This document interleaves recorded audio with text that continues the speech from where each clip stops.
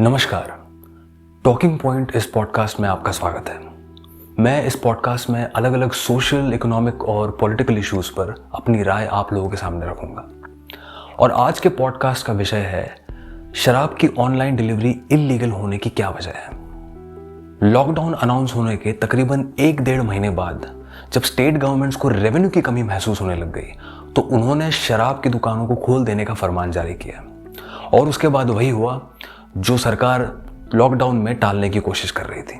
दुकानों के बाहर लंबी कतारें लगी, कुछ जगह पर पुलिस को क्राउड कंट्रोल करने के लिए लाठीचार्ज करना पड़ा और सोशल डिस्टेंसिंग की धज्जियां उड़ गई। ऐसे में कुछ लोगों के मन में सवाल आया कि इंटरनेट के ज़माने में जब हम खाने से लेकर कंप्यूटर तक सारी चीज़ें ऑनलाइन ऑर्डर कर सकते हैं तो शराब क्यों नहीं। इसका जवाब है शराब की सेल को रेगुलेट करने वाली इंडिया की लाइसेंसिंग सिस्टम में। ऐसा क्यों है ये डिटेल में समझते हैं। हमारे संविधान के अनुसार शराब ये स्टेट लिस्ट में शामिल है, यानी कि शराब से संबंधित सारे कायदे कानून बनाने का अधिकार ये स्टेट गवर्नमेंट्स को दिया गया है। इसलिए पूरे देश में शराब को लेकर नियमों में कोई भी यूनिफॉर्मिटी नहीं है। कर्नाटक में लीगल ड्रिंकिंग एज 18 है तो महाराष्ट्र में 25। यहां तक कि महाराष्ट्र में घर पर शराब पीने के लिए भी आपको सरकार से परमिट की जरूरत है। ये और बात है कि इन नियमों का पालन कोई नहीं करता। इंडिया में शराब की सेल को लेकर 3 महत्वपूर्ण मॉडल्स पाए जाते हैं। मॉडल नंबर 1 है प्रोहिबिशन मॉडल, यानी शराब पर पूरी तरह से पाबंदी। बिहार और गुजरात ये इस मॉडल के कुछ उदाहरण हैं। मॉडल नंबर 2 जो तमिलनाडु में पाया जाता है, जहां पर तमिलनाडु स्टेट मार्केटिंग कॉर्पोरेशन नाम की बॉडी है जो शराब की सेल पर पूरी तरह से मोनोपोली रखती है, यानी किसी भी व्यक्ति या कंपनी का शराब बेचना ये कानूनन जुर्म है। वो अधिकार सिर्फ तमिलनाडु स्टेट गवर्नमेंट की बॉडी को ही है। और तीसरा मॉडल है ऑक्शन या फिर नीलामी का मॉडल, और पूरी फसाद की जड़ यही मॉडल है। इस नीलामी के मॉडल में राज्य सरकार अपने स्टेट को अलग अलग एक्साइज एरियाज में बांटती है और उन एक्साइज एरियाज को जोन्स में बांटा जाता है। हर जोन के लिए स्टेट गवर्नमेंट शराब की दुकानों का एक फिक्स्ड आंकड़ा अनाउंस करती है और हर उस दुकान के लाइसेंस की नीलामी की जाती है। इस नीलामी में अलग अलग प्राइवेट प्लेयर्स हिस्सा लेते हैं और उस लाइसेंस के लिए बोली लगाते हैं।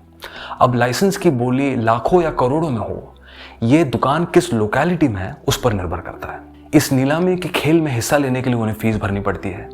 बोली लगाकर लाइसेंस खरीदने के लिए उन्हें पैसे भरने पड़ते हैं और उस लाइसेंस को सालाना तौर पर रिन्यू करवाने के लिए भी उन्हें फीस भरनी पड़ती है।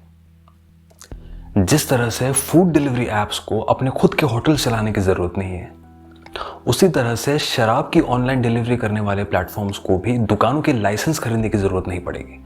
और अगर वो दुकानों के लाइसेंस ना खरीदे तो सरकार के रेवेन्यू में बढ़ोतरी नहीं होगी, और सरकार के रेवेन्यू में बढ़ोतरी ना हो ये सरकार को मंजूर नहीं होगा। अब इन ऑनलाइन प्लेटफॉर्म से एक फीस हासिल करके सरकार इस समस्या को बड़ी आसानी से सुलझा सकती है। लेकिन लाइसेंस खरीदने वाले ट्रेडर्स इस डिसीजन के हमेशा खिलाफ रहेंगे। ऑनलाइन प्लेटफॉर्म्स के ना होने से इन लाइसेंस ट्रेडर्स का भी फायदा होता है। ऑनलाइन प्लेटफॉर्म्स के अभाव से जिस एरिया में शराब की दुकान है वहां के ज्यादातर कस्टमर्स को मजबूरन उसी दुकान से शराब खरीदनी पड़ती है। लाइसेंसिंग सिस्टम एक तरह से कस्टमर्स की संख्या गारंटी करने की स्कीम बन चुकी है। अब लाइसेंस ट्रेडर्स के अपने फायदे और कस्टमर्स के कन्वीनियंस के बीच राज्य सरकार किसे चुनेगी, इसका जवाब तो सरकार ही दे सकती है।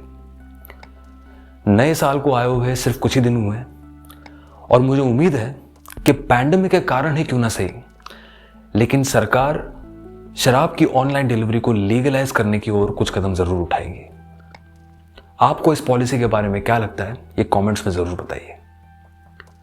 ऐसे ही किसी टॉकिंग पॉइंट के साथ मैं आपको अपनी अगली वीडियो में मिलूंगा। तब तक आप सभी को नए साल की ढेर सारी शुभकामनाएं।